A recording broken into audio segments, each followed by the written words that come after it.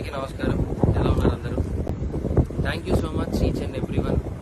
ఇరు రాష్ట్రాల ప్రజలకి అందరికీ పాదాభివందనం. నన్ను ఇక్కడి దాకా తీసుకొచ్చారు. మీ ఇంట్లో ఒకటిగా నన్ను చూశారు. ఇంతకన్నా నేను చెప్పుకోవడం అంటూ ఏమీ లేదు. గెలవలేను అనుకున్న వాడిని గెలుపు దాకా తీసుకొచ్చి గెలిపించారు. అంతకన్నా నాకు ఇంకా వేరే అదృష్టంగా నేను ఏమి ఫీల్ అవ్వట్లేదు. Thank you so much to each and everyone. And బాధాకరమైన విషయం ఏంటి అంటే అందరూ చాలా మంది అడుగుతున్నారు. నేను దాని గురించి పెద్దగా అనుకోలేదు. ఆ బాధలో ఉండిపోయాను. చాలా బాధపడ్డాను. కారద్దాలు పగలగొట్టారు. బయటికి రా, నీ అంతా చూస్తా అన్నారు.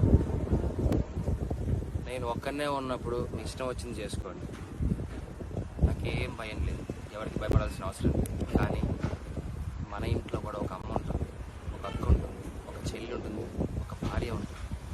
వాళ్ళు మన పక్కన ఉన్నప్పుడు మనం ఎలా ప్రవర్తించాలి అనేది కూడా మనం కొంచెం ఆలోచిస్తే బాగుండు అని నా అభిప్రాయం. అద్దాలు పగలగొట్టినప్పుడు ఆ అద్దం పెంకులన్నీ వచ్చి మా అమ్మగారి మీద పడ్డాయి, ఏజ్ మీద పడ్డాయి. ఏమీ ఎవరికి కాలేదు కాబట్టి సరిపోయింది. అదే ఆ పెంకుల వల్ల ఏదైనా జరగడానికి జరిగిందంటే, ఆ రాళ్ల వల్ల తల పగిలి ఎవరికైనా ఏదైనా జరిగిందంటే నేను ఈరోజు ఎవరిని కోల్పోయేవానో నాకు తెలియదు. ఇలాంటివి ఇంకెప్పుడు ఎవరికి జరగకూడదు. ఇలాంటివి ఎప్పుడు ఎవరికి చేయకండి. మీకు కోపం ఉంటే తిట్టండి, పడతాను. కామెంట్ పెట్టండి, చూస్తాను. ఇంకా కోపం ఉంటే వీడియోలు తీసి పెట్టండి. ఎలాగో పెట్టారు, నా కుటుంబాన్ని మొత్తం బాధ పెట్టారు.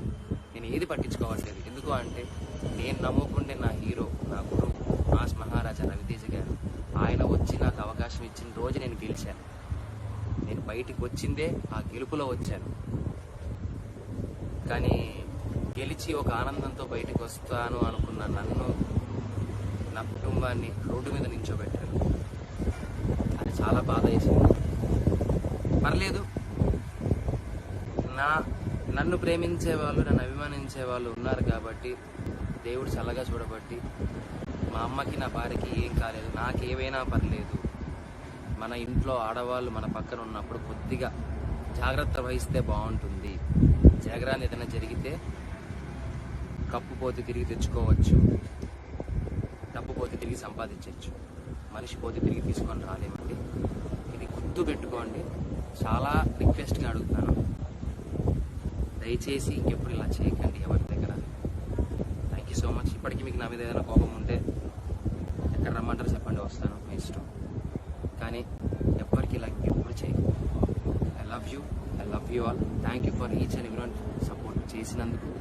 సపోర్ట్ చేస్తున్నందుకు ఇంతకన్నా ఏం చెప్పలేదు. Thank you so much.